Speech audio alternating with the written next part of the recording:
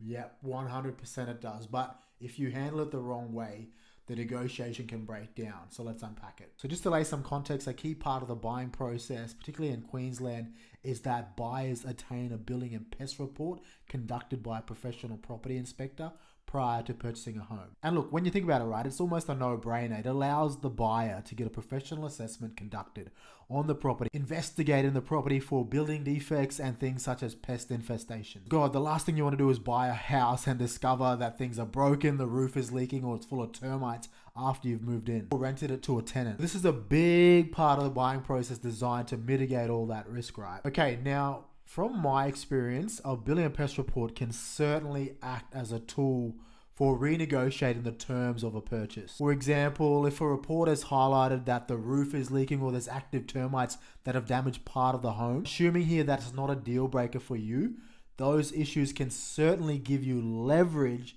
to renegotiate the terms of the current deal. Now, what's worked for me is I've generally approached a renegotiation by presenting two options to the seller.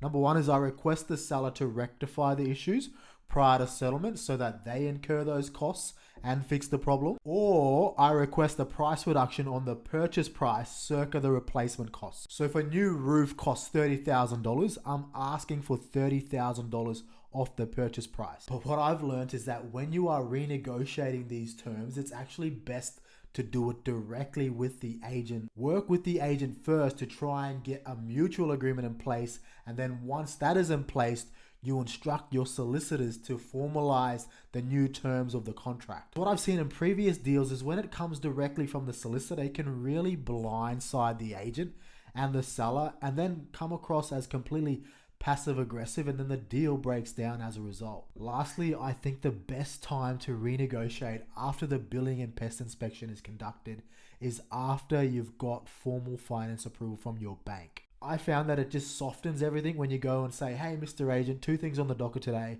Number one is I've got finance approval. So the contract is no longer subject to that condition and we want to move towards a successful settlement. But before we do, I just wanted to discuss the findings of the building and pest report with you. So building and pest reports can be a great tool to leverage for renegotiating the terms of a sale. So if you can do a few of those things, guys, you're going to be better equipped when you get to this stage of the buying process. Cheers, guys, and good luck.